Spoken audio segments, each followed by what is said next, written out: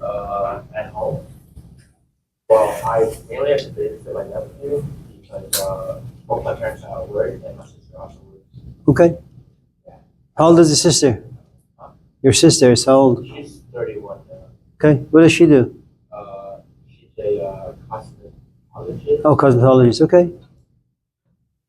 Well, you know, if she comes here and cuts people's hair, I can give you extra credit. I don't think she would want to do that.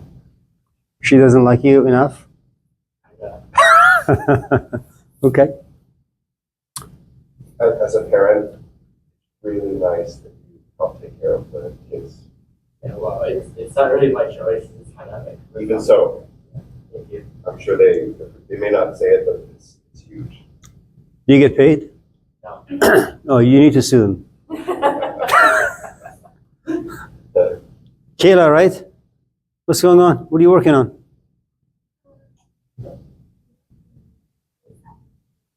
Say good? Oh, for this class? Really? That's a shortcut. Good for you. How are your parents? What do they do, if you don't mind me asking?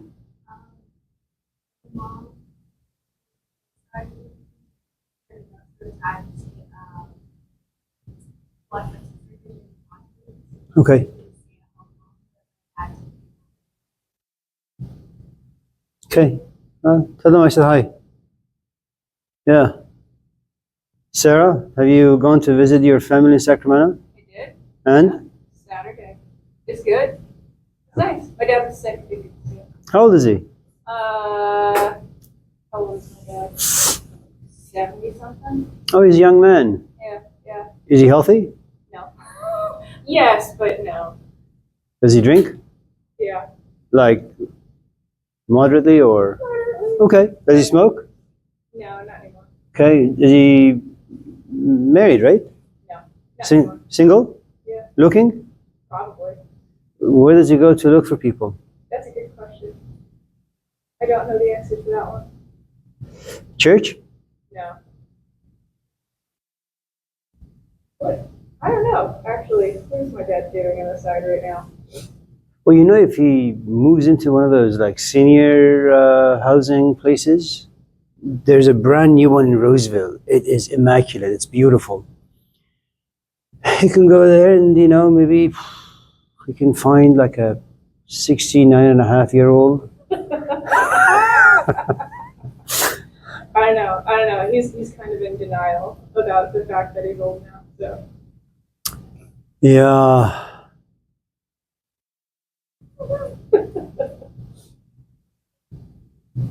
I can tell him he might do it. Say again? I can tell him he might do it. We'll see. I don't know if he likes Roseville or not, though. Why? Roseville is nice. Roseville is nice, but Roseville's also very weird sometimes.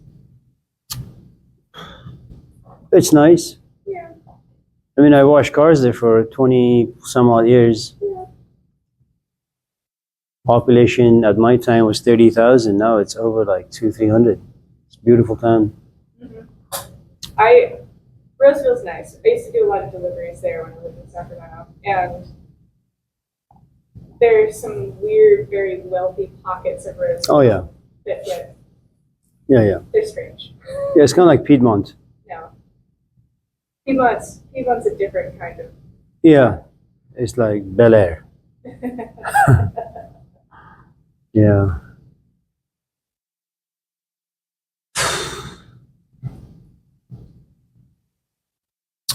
Well, you guys have any questions, Leo? Anything? Nothing?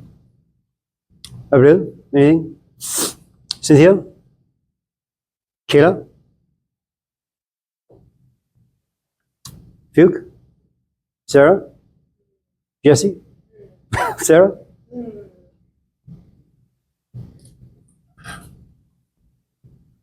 Yeah. Just briefly, those like pockets of the Piedmont and Hello.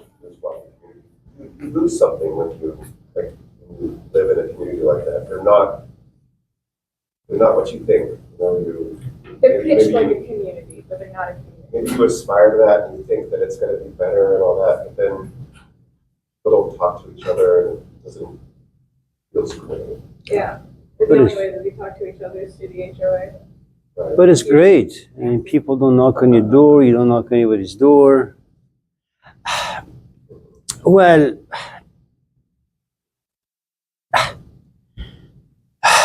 And some people like that, right? Mhm. Yeah. you know, I wonder sometimes. You guys know of Aesop's fable, the sour grapes? For those of you who may not know. Ava, what's going on? It's about this fox, and the fox is very, very cunning, of course, loves grapes. On his way to Costco, looks to his right, and there is some grapes sitting there, but there's a fence. And Fox says, "Well, no fence can be an obstacle to my desire," so puts his hand through, but the grapes are a little too far from him. And he keeps trying and trying and trying for the next 4, 5, 6, 10, 20 hours. And then he just gets frustrated and he walks away. And then he turns around, looks at the grapes and says to them, "You guys are probably sour. It's a good thing I couldn't reach you. Probably eat you and then get a stomachache." You know, sometimes I think that when we demonize something like rich people, or when someone says that I just don't like money, or I don't like school, you know, it's one thing to have them and then walk away and then say, you know, I don't think I like money, because you've tasted what money has done for you. You know, it bought you a car, a house, ice cream, sending your kids to private school. They came out to be crummy. Your wife left you. And after like 20, 30 years of amassing all this wealth, you walk away very disappointedly. That, you know, kind of like Death of a Salesman. If those of you in this class have read the book, that this guy does everything, you know, and in the end, he's just so miserable. And he says, you know, I did everything my parents told me. I think everything that my culture told me. I did everything that God told me. And yet I feel miserable. And he feels betrayed. And, you know, sometimes you run into people who have nothing. You know, they have no discipline to be in school and stay in school. They have no discipline to hold a job. Nothing. But they just categorize everything as just bad. You know, which makes little to no sense. Hello? But I'm sorry, you were saying. But we'll talk about communities and rich people and Piedmont and Roseville. Yeah. But To be fair, I actually do think Roseville's kind of cool. are you kidding? It's great. It's like paradise on.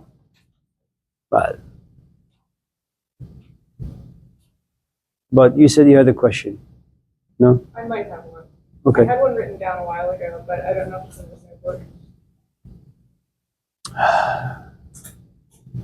Is there anyone in this room who does not like owning a big, beautiful house in a nice and safe neighborhood? Show of hands, please. Excellent. Why do you have to do that, Leah? Say again? Like, that's like, yeah, that's great to see, honestly. Okay, so let's say this is the street, you're walking, and there I am, passed out.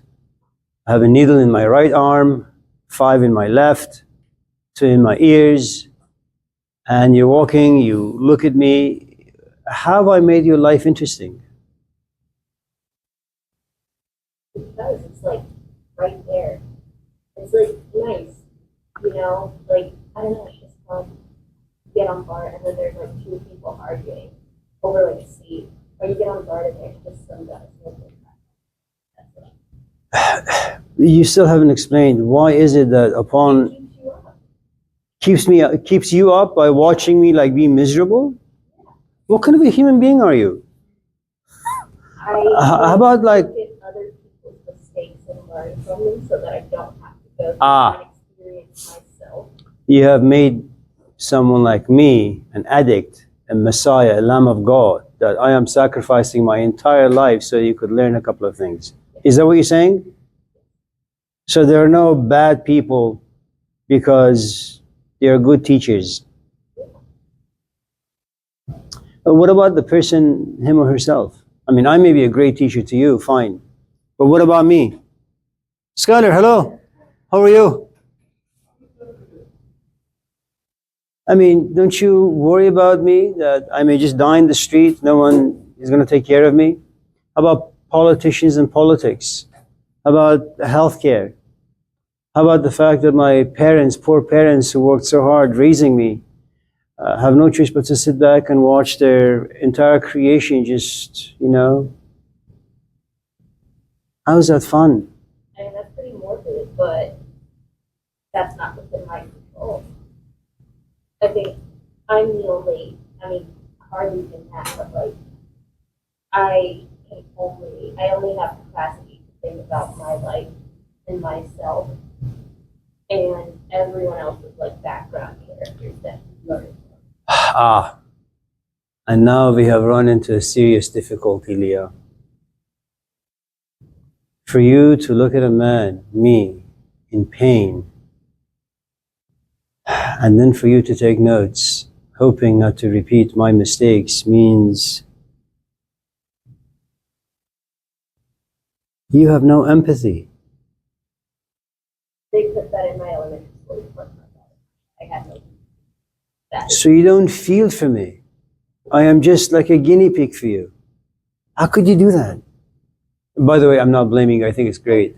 But just to make the class interesting. No, it's not me. I don't know. I just think it's like the advantages of being autistic. It's like just an advantage. Like evolutionary kind of advantage. Oh, so you are better than the rest of us. We are emotional junkies, whereas you stand far away from the game called life, take notes, and make sure you don't become like us. How great for you. Huh. Well, what if I have kids? That kind of sucks for them, but it's a good thing that I'm not them.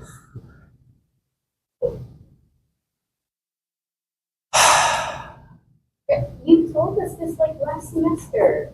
That like it wasn't fair to anyone. So Hello. when I lament over, someone else was like, it's not fair to anyone. No one was promised a good life.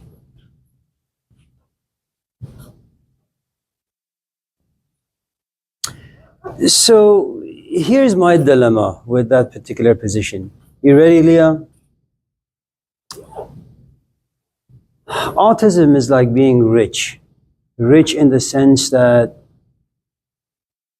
I don't have to go to a therapist's office and spill my guts out to some stranger telling them how much my parents suck, because as an autistic person, I have difficulty feeling and I have difficulty expressing my feelings. In fact, I am okay just living inside my own head.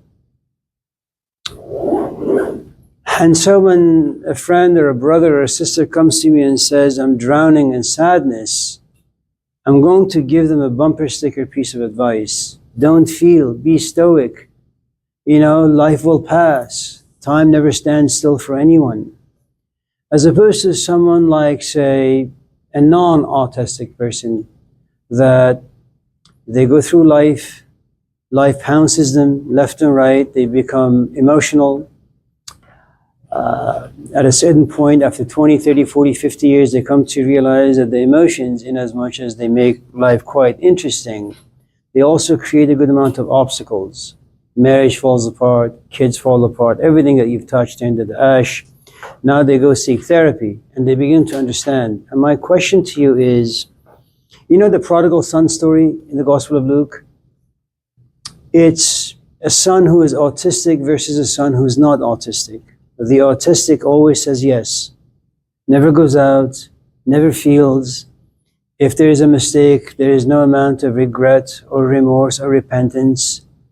The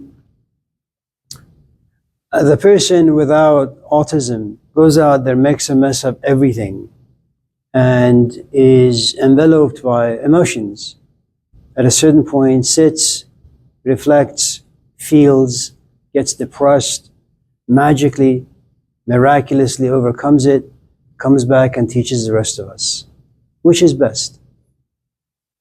That depends on the person. Ali, Ali, Ali.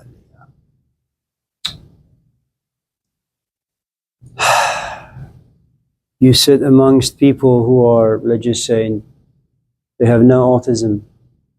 But what all of us in this class have in common is that life tortures us once in a while, and we walk away with a good amount of feelings and emotions, not knowing exactly what to do with them.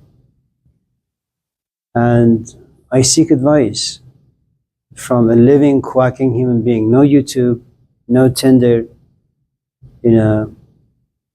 I just want to go someone to have that person kind of reach way inside me and yank this thing out and help me sort things through. I want a good sinner. I want someone who's kind of been dirty and they found somewhere to shower, and then they can lead me to that particular place. They're both good. It's just...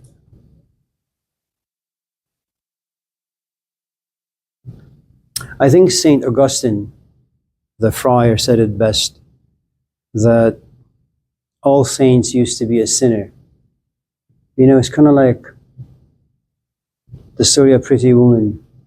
You know, you have a great, I think, set of parents. You're just a teenager, you rebel against them, you go out there, the only thing you have is a nice looking body, you sell that for a penny or two, and then you fall in love. And that particular experience just baptizes you, inside and out. And you can never go back to the profession because you've been touched by something.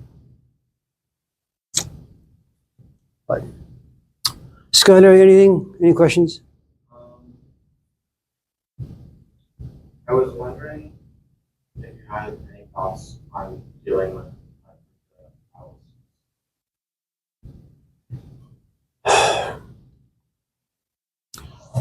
You know, there are a couple of things. I think when you're a young adult trying to navigate yourself and your life through this maze, this life created by adults who are for the most part boring and contaminated, and vulturous, it's very, very tough.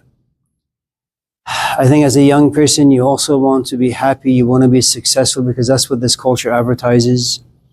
And you knock on a lot of different doors, and doors usually don't open quickly, and even if they do open, they happen to be the wrong doors, you know. What was the question? How to deal with... Oh, powerlessness. So that in itself kind of makes you feel insignificant, you know. I remember they were going to give me my diploma, you know. So I had to defend my dissertation. This is like a huge essay you have to write at the end of your doctorate program. And so they look at me and they say, well, can you leave the room for a few minutes? Let us, you know, the members talk about this. And so I leave, they come back and they say, congratulations, you have earned your whatever. And, you know, I thought graduating from college would be a great deal for me. It wasn't. I thought maybe the bachelor's would be good. No. I thought maybe the master's. No. And so I'd gone through all those mazes, you know, and I realized that they just giving me a piece of paper and just cramming some useless information in my head doesn't really take me very far. And the committee kept, you know, forcing on me happiness. And I kind of felt powerless to some extent because first, the committee had no power over me. Second, their bumper sticker-like comments didn't do anything for me. Third, I questioned as to why I had gone to school for all these years to feel so empty in the end. So, I mean, that's just a young adult's psychology, that while you're trying to figure things out, while you make a lot of mistakes because you don't really have the proper experience giving you the proper amount of knowledge, So that's one aspect of it. The other is, let's say you're a young person and this is a culture where everybody has a companion, you get yourself in a relationship, a romantic one, and you want it to be successful. But the truth is, companionship is a lot of work and you need a lot of experience. You really, really do. I mean, it sounds fun and interesting for the first like couple of maybe months, maybe weeks, maybe years, but eventually things are going to crumble. Then you're going to realize that, giving away your emotions to another human being, having them grab a hold of your heart, that what lives inside you, what belongs to you, is now owned by another human being, and you want it back. Have you ever heard that song, I'm So Lonely? I don't know who sings it, but a couple of lines go like, I gave you my heart, but you weren't a good keeper of it. I am here asking for it back. And the truth is, even though the person says, okay, here it is, I don't feel for you anymore. The truth is, you still have a good amount of emotions attached to that person. That's gonna, whatever power you think you may have had, that's gonna go away.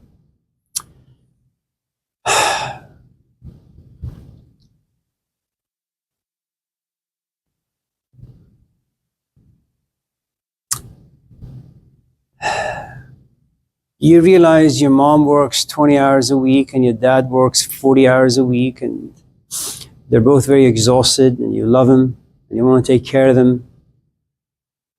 They have no health care and you want to do something for them. You just don't know what. You yourself are still in school. You don't really have degrees. The best thing you can do is get yourself a job at Home Depot or maybe Target or, In-N-Out. And you feel powerless. You love people, you want to help them, but you can't. Sometimes you happen to be in a very strange mood. You're driving to, say, Pete's by the lake, and you run into people living in tents, homeless people, and you want to help them out. You want to talk to a congressman or a mayor or something, but politicians, you're not going to reach them.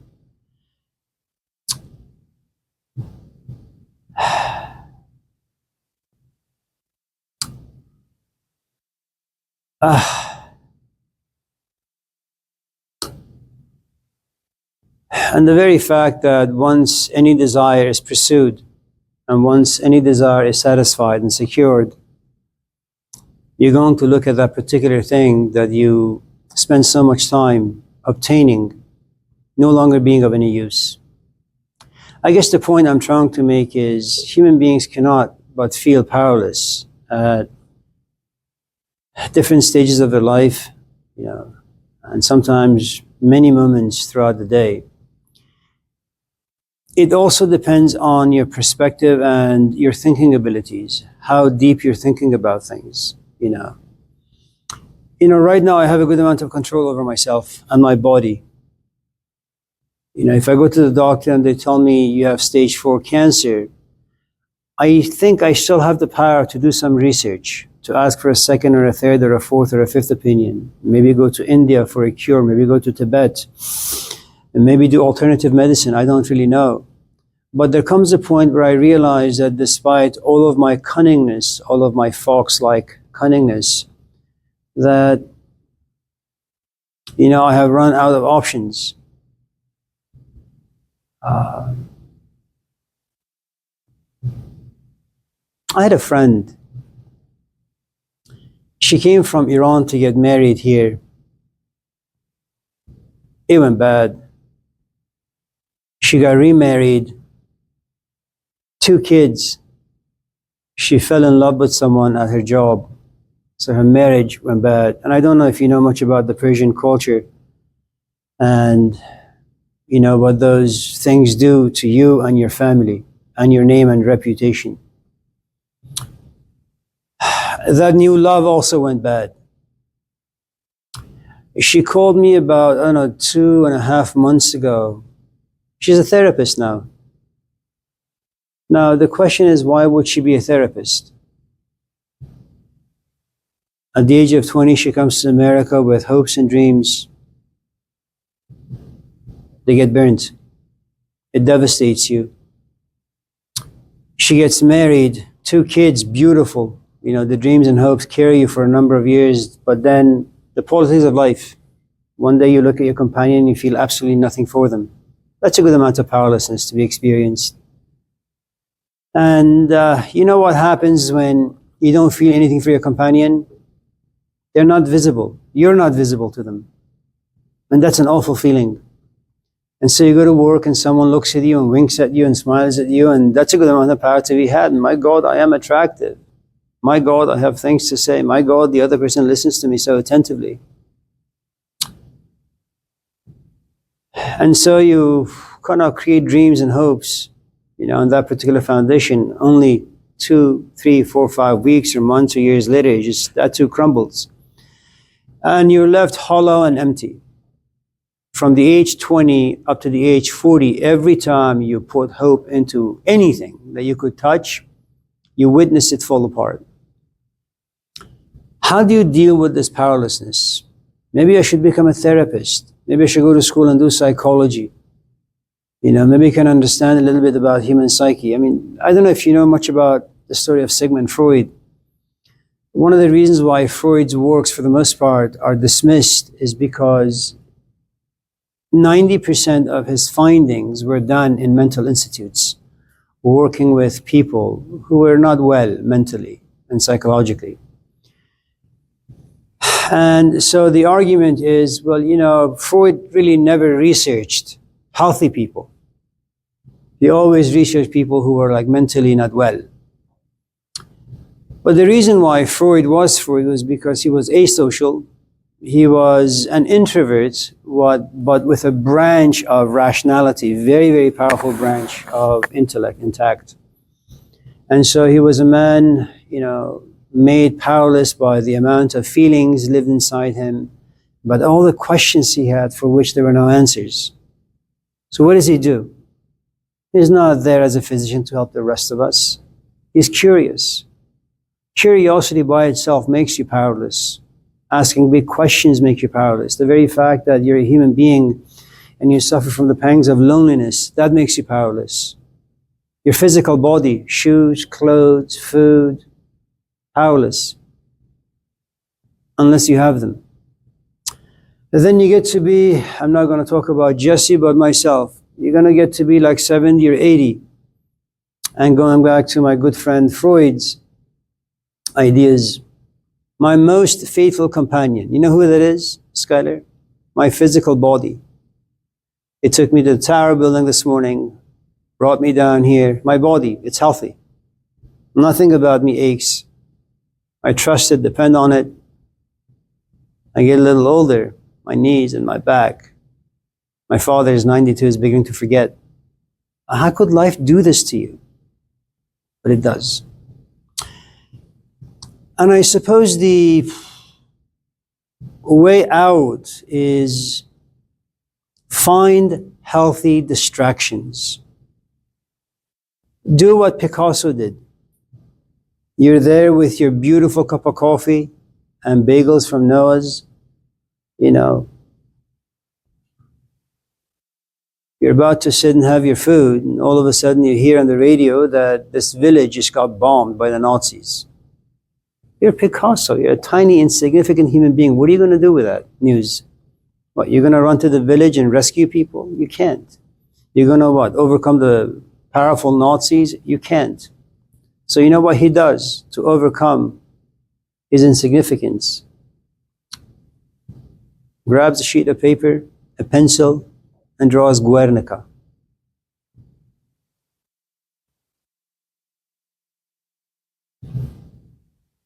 I don't know if you smoke weed. The past 20 some odd years of teaching at Laney, you know, and elsewhere, people enjoy smoking it. Not because they understand anything about dopamine, not because they understand anything about boredom, no. But what they do experience is that, you know, when life gets tough, when you feel powerless, when even boredom makes you feel powerless, one of the ways to escape the powerlessness that befalls you is by finding distraction. Some people smoke it away. Some people philosophize it away. Some people journal away. Some people sex it away. Who the hell knows? Just make sure you have a lot of tools in your toolbox. I mean, you're 18, 19? You know, the weather is nice. The sun is out. You can go by the estuary and watch the ducks make out. It's a beautiful scene, you know. But you choose to come to this class. And that in itself is very telling that why an 18-year-old or 19-year-old, 20-year-old who is rich with dreams. I mean, I don't have very many dreams. I don't know about Jesse, but for me, I mean, those days are gone, you know. I am kind of grounded in facts of life. Dreams allow your imaginations to run wild, and it's beautiful. You can do all sorts of things with your life, and yet, you know, you say to yourself, I could have slept in my bed for an extra hour, but that kind of made you feel a little yucky. And then as you're coming to campus, you say, maybe I should go sit in the sun, but that felt for you a waste of time. You could have probably said, maybe I can hang out with my friends at Pete's, drink some coffee, talk about this and that. But the conversation that, you know, your imaginations would say you would have with your friends, it didn't inspire you. Of all the options out there that's basically reserved for young adults, you chose to come here. And I am not a happy sort of a fellow. My ideas are relatively dark.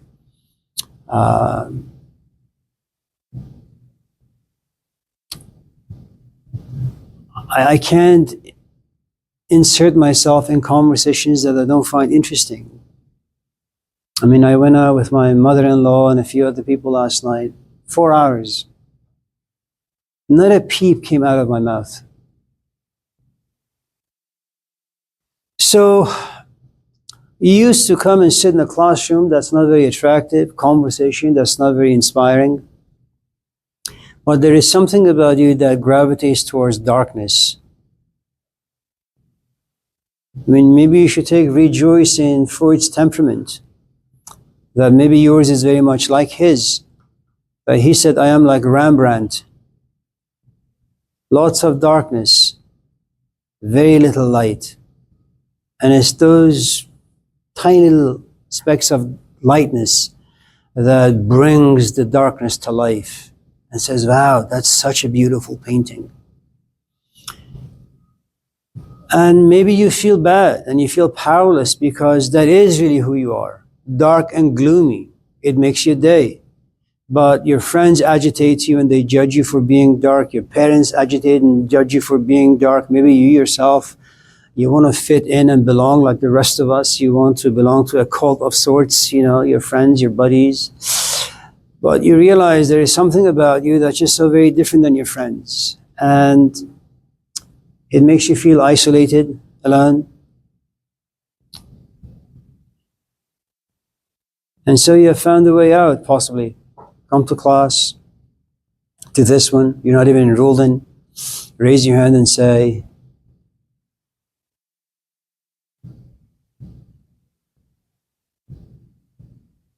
does that? Yeah.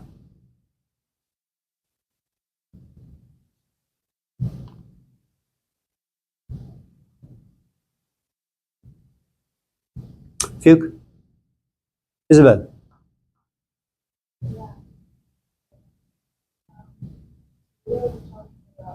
Isabel, I'm sorry. Who was? Oh, Leah, yeah.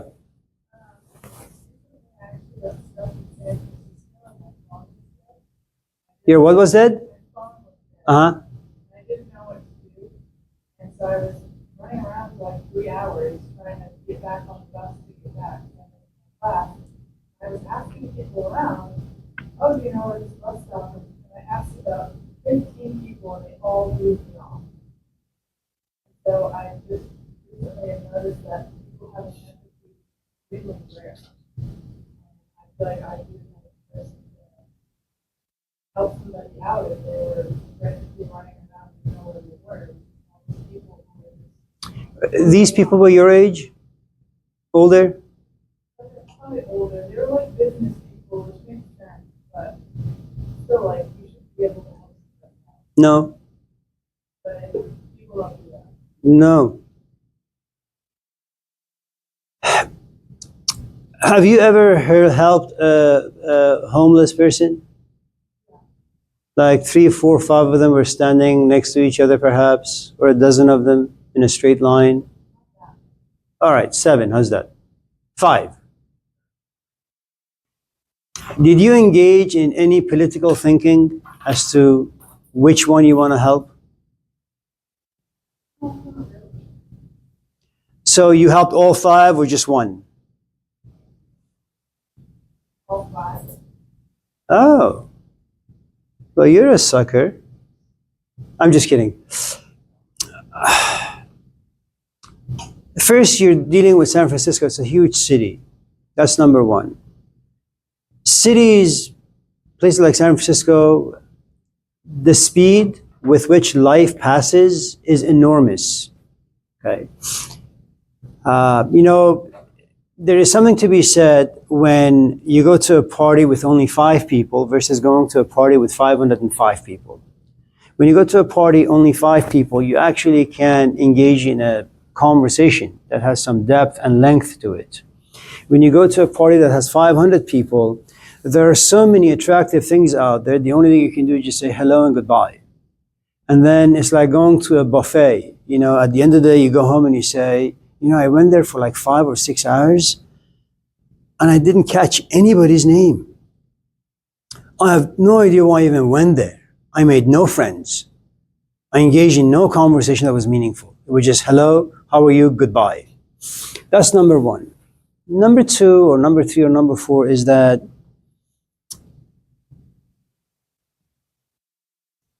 because we are no longer communal, other people are potential enemies. I mean, they're potential thieves and robbers. They really, really are. You know, it's kind of like this class. You know, when an instructor walks in, you really have no idea where people have been and what they've experienced and how they feel about anything. A wrong word is like a volcano. Someone can erupt. And you say, I didn't say anything. And yet people do erupt, you know. In a place where everybody lives as a stranger, the element of trust, having faith in someone's humanity, you don't experience those things. If, let's say, an earthquake happened at the time you were in San Francisco, and all these buildings were coming down, and people were running wild, I assure you, the element of empathy would come to the surface, and people would begin to help other people. You know, there is something about us that wakes up in the midst of pain, you know, because what pain does, it slows life down. You can't sprint. You can't even run. You walk. Maybe you're walking fast, but then you have to slow down, and then you just stand still. And once you stand still, you have to kind of look to your left, look to your right, look behind you, look in front of you, and then you begin to notice things. And in noticing things, you begin to think and you begin to feel, and then you're able to kind of help here and, you know, a few people out there.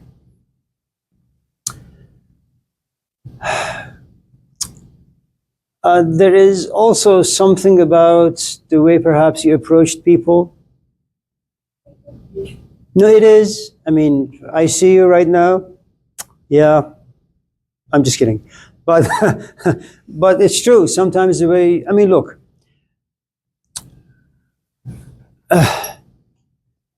sometimes people email me because they're concerned about a thing or two. But the tone of their email, it's so offensive that I just don't reply. You know, the point I suppose I'm trying to make is there are lots of moving parts in your question. Capitalism, consumerism, individualism, just life. People are stuck in their own skin. You know, life is really complex. Really, really is these days for people. So.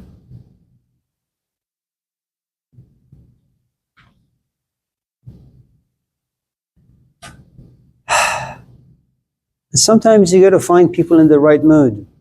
You know, there is In-N-Out San Leandro by some huge store, Walmart, I think. And so, you know, the kids and I and my wife were going to get some In-N-Out food.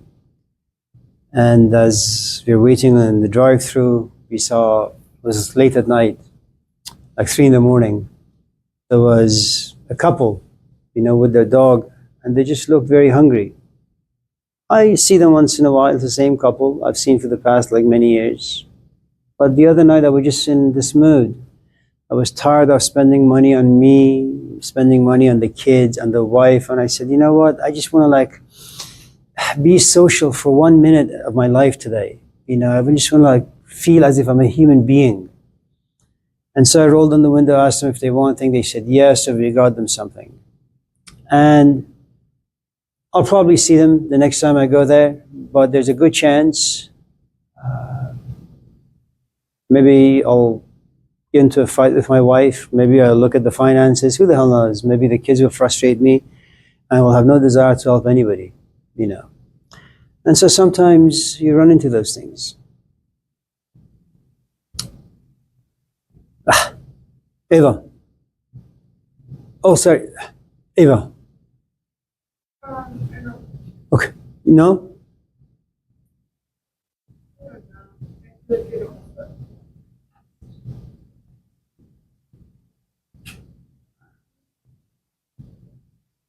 Leah, can you form it? Yeah. Leah.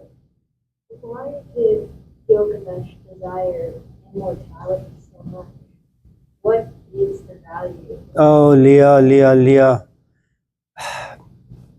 I didn't come to this class in a bad mood, but I think I'm going to be in one soon.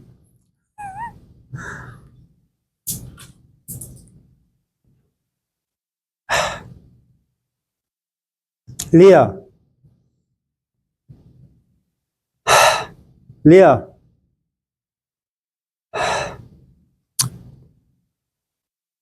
For those of you who may have never read the Epic of Gilgamesh, don't know much about it, don't care to know about it, I'll just give you a very short, like a 2-minute version of it. Human beings are born to be arrogant and stupid, selfish, self-centered, egocentric. That's what human beings are for the most part. And do you know how you overcome that, Leah? The gods up there look down and they say, Leah, selfish, arrogant. This is just a hypo. It's not about you. Selfish, arrogant, self-centered.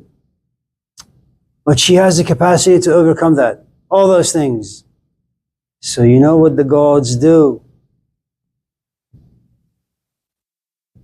They send down Leo.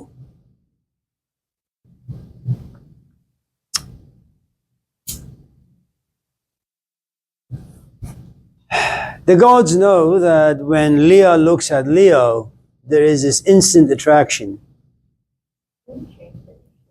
You don't like Leo? No, when I was in elementary school. No, it was not fair. I'm still mad about it to this day. It was like a reading competition, and if you won, you got to meet like an author. And I was sick. You had to cross. Was his name Leo? Yes. Okay. That wasn't fair. Okay, I was fine. Sick. I could not participate. Okay. That was not fair. Okay. And I still deserve to win. Okay. I was literally almost at the threshold. I needed one more book, but I was sick.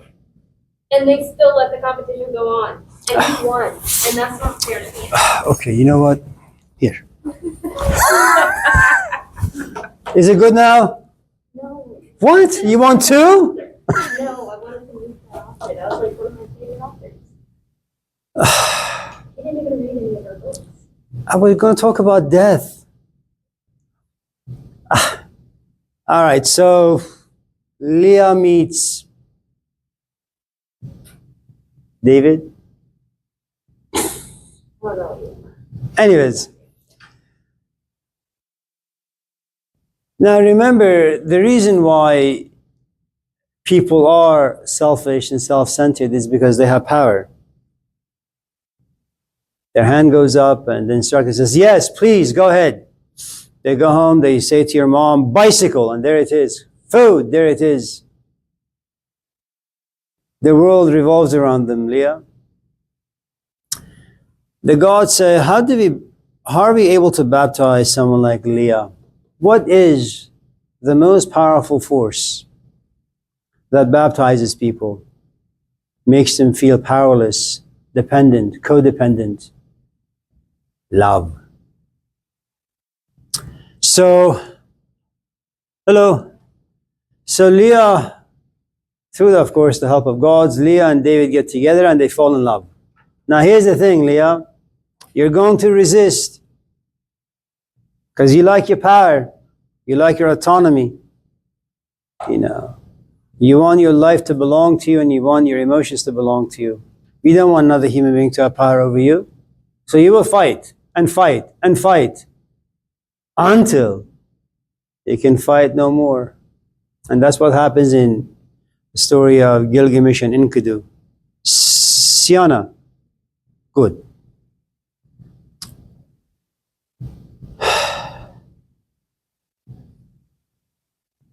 You're 18. Single. Good job. And so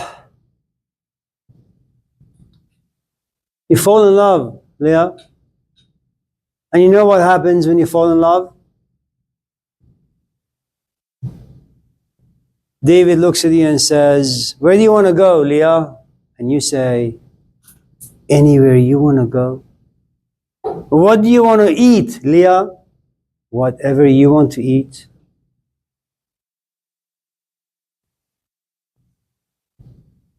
When do you want to go home? Whenever you take me home. I mean, here you are for the past 20 years. Everything about life was about you, your desires, your passions, your ambitions. But you fall in love. That's the ultimate humility. Thy will be done. You're like a Jesus Christ, the female version. And you don't fall in love for cheesy reasons, like she's got great lips or great eyes, and no. There is something about him. And you know what Enkidu had? Enkidu had a soul.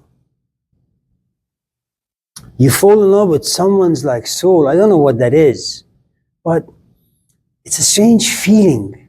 You want to somehow categorize it, label it, give it a name, but it just doesn't fit anything. اگر بر دیده مجنون نشینی به غیر از خوبی لیلی نبینی. That one day, Romeo takes this woman, whose name is Juliet, takes her home, and Romeo is beautiful. Juliet is ugly. You know, I mean, she's really like an 18-wheeler. She's ugly. And his parents look at him and say, Romeo, you're like a prince. Look at the way you look. You're like 50 Brad Pitts in one.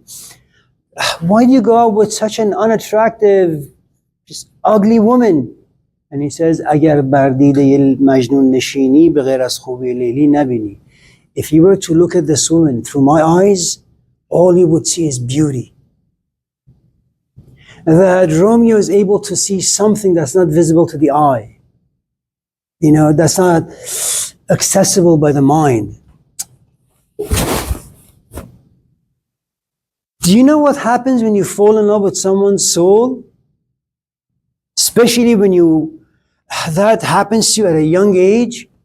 It means for the rest of your life, should that relationship not work out for whatever the reasons, 90% of the men out there with good looks mean nothing to you. 90% of people out there who think well mean nothing to you. You're looking to feel someone's soul. Gilgamesh falls in love. with Enkidu, who has a soul. Enkidu dies. And talk about a king all of a sudden be pushed into powerlessness. Huh, Skyler? And you know what he does, Leah? For the first time he understands death, like boredom, patiently waits at a corner somewhere. And when the time is right, just knocks on the door and says, remember me? But here's the problem with Gilgamesh, Leah. Leah, you know what trauma is? Of course you do. All of us in this class do.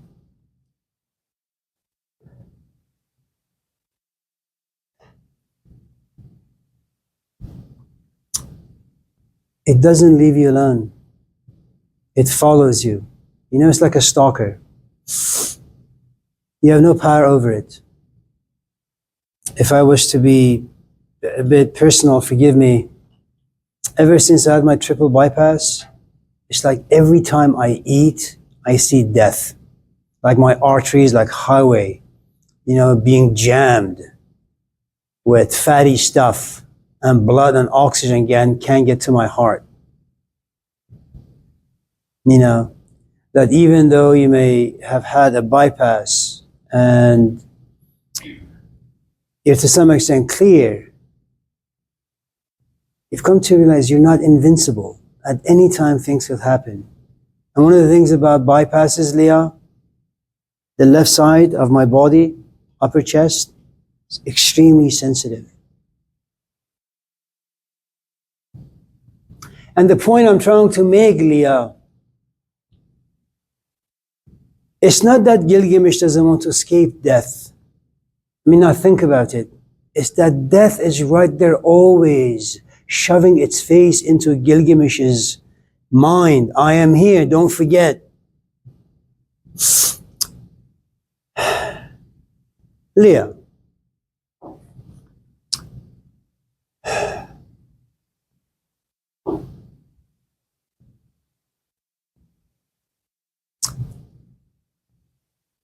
everything becomes so insignificant, irrelevant, futile, useless in the presence of death. Nothing matters. You don't matter.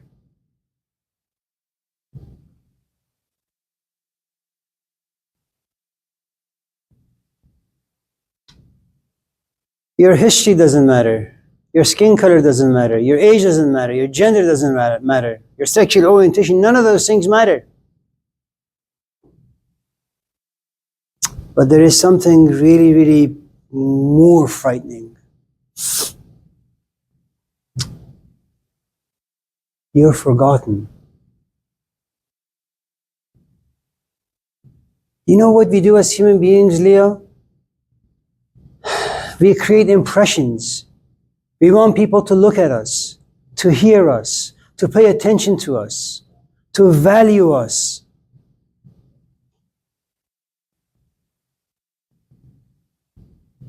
It's like when you fall in love with someone, you keep looking at your phone to see if they've texted you. Why? You want to know that they think about you, they remember you. But you keep looking and there are no messages. And you say, well, I guess I'm not that interesting after all. And then that depresses you. Gilgamesh doesn't want to die because he doesn't want to be forgotten. Gilgamesh wants to be remembered.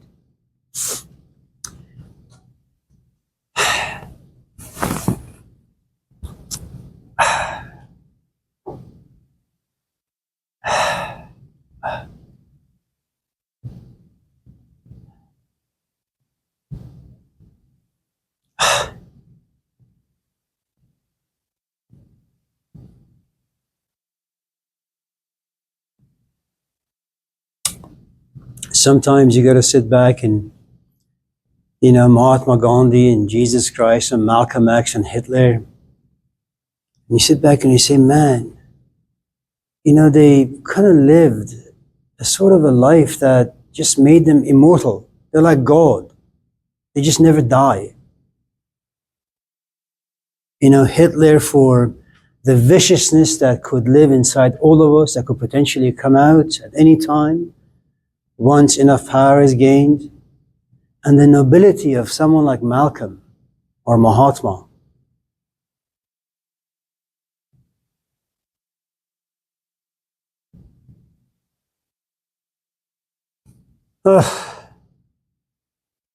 So,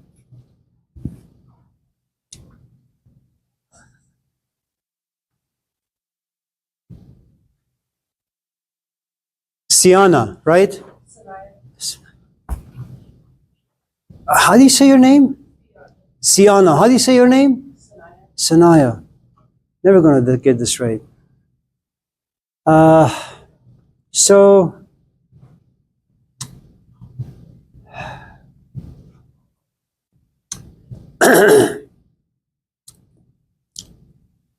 the idea of reincarnation that came out of Hinduism, it didn't always exist, you know.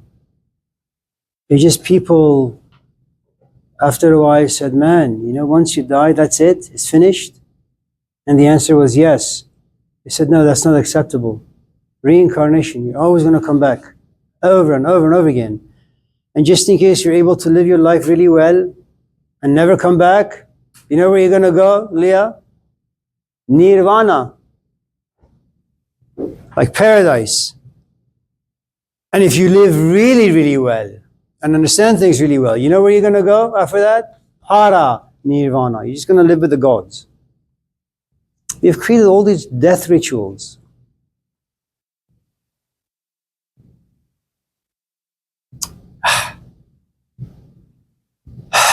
I just don't have the language and the knowledge to adequately express how frightening it is. You know, I'm married, Leah. If I die, my wife will probably remarry. Just think about that for a moment. How could my wife love another person? How could my kids call another stranger like dad?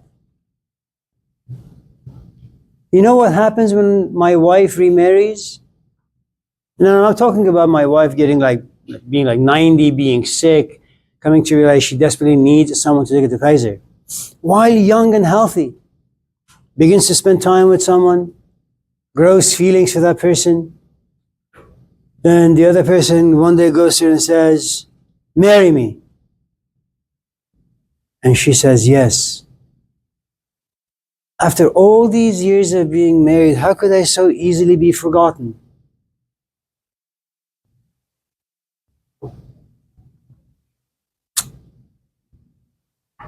So, yeah. And there is another component, Leah. Let's say you do want to be immortal. You want to live a life that is long-lasting. Okay?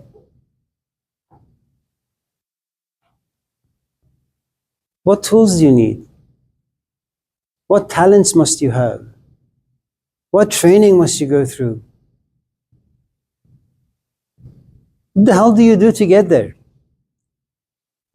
So tired. Yeah. I guess I just waking up and I try not to go on my phone when I first wake up for a while. And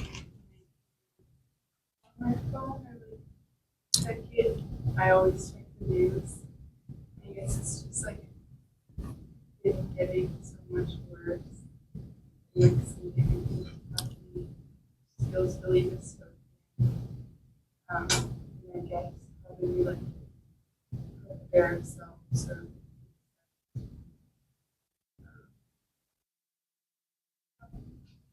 especially in the world of technology. No, there isn't much you can do. Look, I suggest you watch Rambo 4. You know, it's the movie that supposedly takes place in Burma.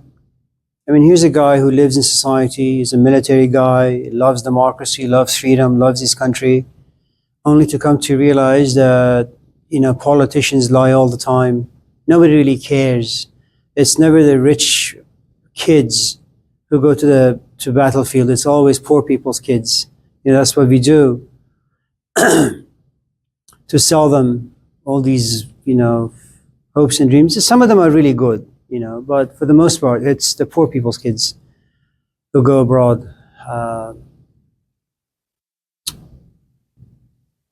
And what you find in Rambo 4 is that once he comes to understand the lies and the complexities of politics, he walks away from the whole thing. He goes to Burma, catches snakes, cobras, sells them, lives on a boat. He's a very solitary man. The truth is, you stand no chance before AT&T. I mean, your phone may be wonderful. It may be like 6 months old only. But you need to understand the power of capitalism and the power of advertisement. It's there to make you feel bad for the technology you have. So they're there to make you feel bad about the phone that you carry. And your friends are there to help the companies. Oh, you only have iPhone 29? I mean, I got iPhone 58. You should be embarrassed. And so, after hearing your friend say that to you 5, 10, 15, 20 times, you carry your sorry behind to a store and you buy a cell phone for $1,000 and you sign a contract for an additional 2 years. I mean, that's what the system is designed to do.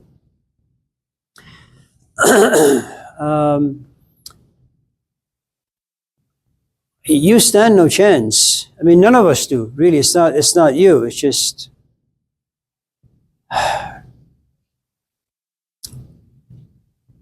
I mean, parents are busy.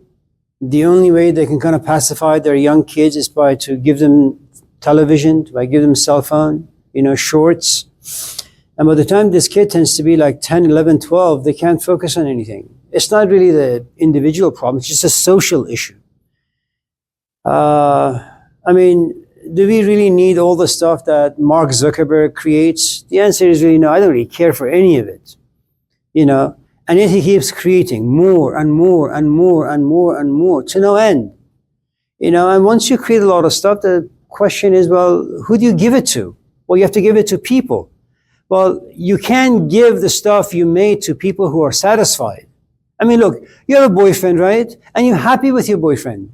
If I like you, okay, and if I want to be with you, I know I don't have a chance as long as you confess your love for your boyfriend. So what am I going to do? I'm going to keep saying nasty things about your boyfriend to you. I'll even lie. I saw your boyfriend doing this and that over there and over here. And little by little, you'll find cracks in the dam.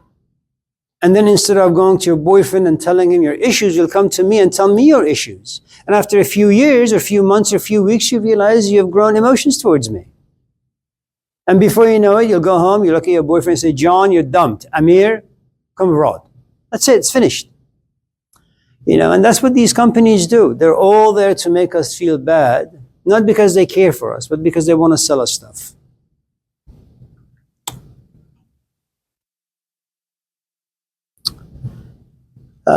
Is there an antidote? I think disgust. If you're disgusted by yourself, about yourself, Leah.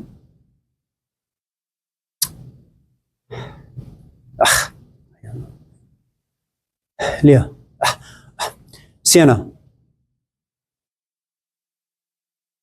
No? Vic?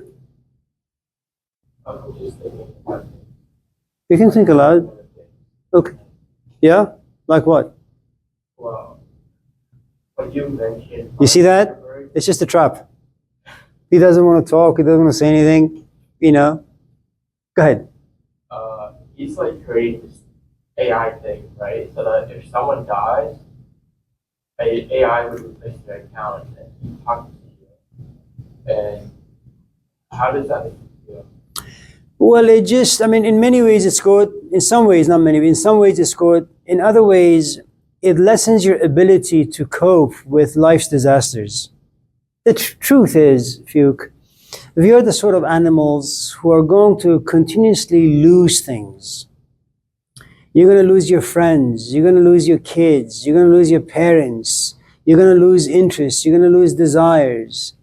You're going to lose health. You're going to lose thoughts. You're going to lose all sorts of things. And the things that you lose that mean something to you, there's a grieving process you have to go through.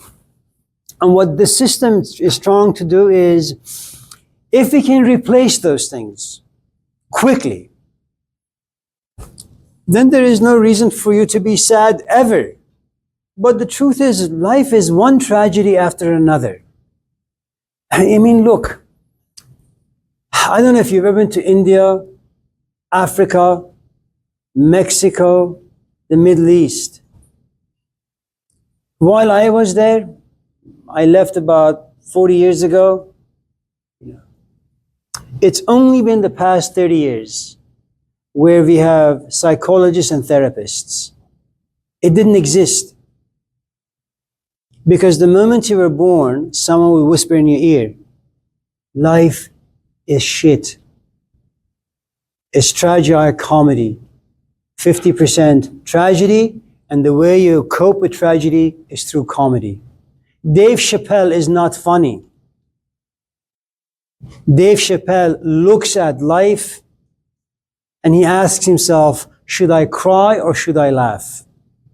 And lucky for the rest of us, he laughs. But there is nothing about Dave Chappelle and the things that he says that's funny. Jon Stewart, comedian. It's all about politics and society, you know. So, but the truth is, I don't really know where AI is going to take us and how it's going to impact us in all sorts of different ways. I have another question. Yeah. It's about immortality earlier. Yeah. I want to ask you from your perspective. Does being a teacher make you immortal? Like, would your dreams live on in the student? Well, so when I was 18 and a half, I ran into my own teacher. His name was Hussein. Now, initially, I didn't like him because he was very honest. He would just look at you and say, don't be stupid. That was a stupid thing to say. I remember calling him once from the car wash saying, I read this poem from Hafiz. Does this word in Persian, arz, does it mean this? And he says, you call me waste my time with your stupidity. Click. I said, what the hell was that? You know? And I gotta tell you, I spent the next 10 years of my life going to his house 3 days a week, each time for about 5-6 hours. When I no longer looked at him as a teacher, he became a family friend for the next 35-40 years. We played music together, we went hiking together as a family, as a community. And then he died of cancer, okay, a few years ago. It's only been the past maybe 5-6 years, you know, maybe less, that I look at my life and I say, and it's something I always tell my wife, and it's something I always tell my kids, and it's something I always tell my students who went on to get their master's or PhD in philosophy of humanities, that the life that you guys have, it's all because of Hussein, not me. Okay. Now, I'm not saying that I am any good. All I'm saying is that I had a teacher who had a deep impact on me, long-lasting impact. You know, it made me major in philosophy.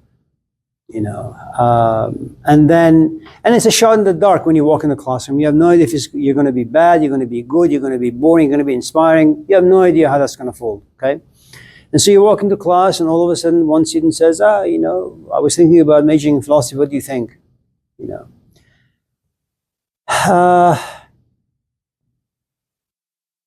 I guess in students where the classes have been impactful, yeah, once in a while, you know, they do think about, yeah, you know, I went to Laney some 50 years ago and I met this instructor. It could be math, geography, philosophy, it doesn't really matter, you know. And I think more generally, anyone who is able to kind of perform alchemy on you. Right now, Fuke, you're just flesh. someone inspires you to think, you're no longer fresh. Now you become a mind. Fuke, not the body, but fuke the mind. At a different stage in your life, you run into another human being who appreciates your body, who appreciates your mind because you think so well, but they also come to realize you just lack one of the essential components, which is feeling. Then they inspire that in you, you know.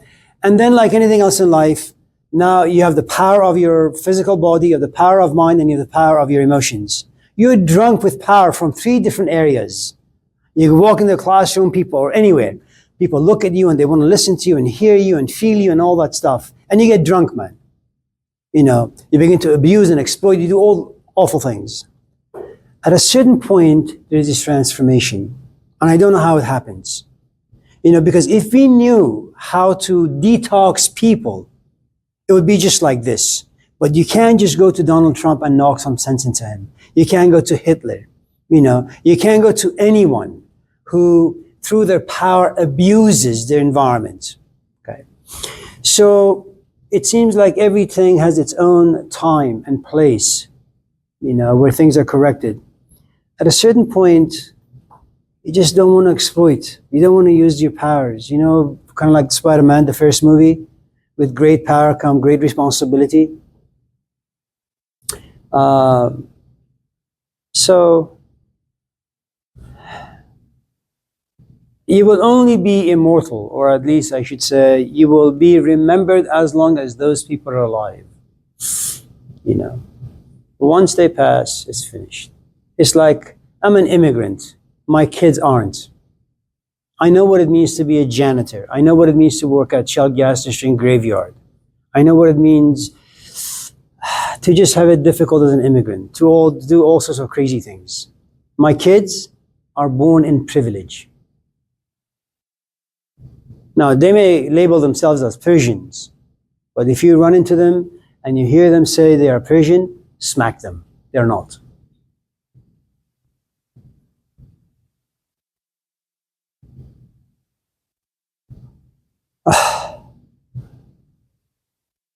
Hello, Mirna. How are you doing? Anything new? Everything old?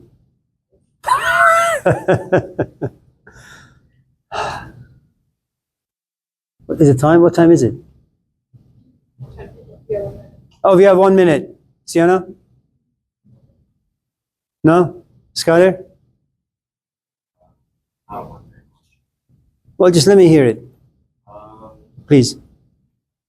This isn't like a super political question. I was just thinking about like, I don't know, your thoughts on like free will versus.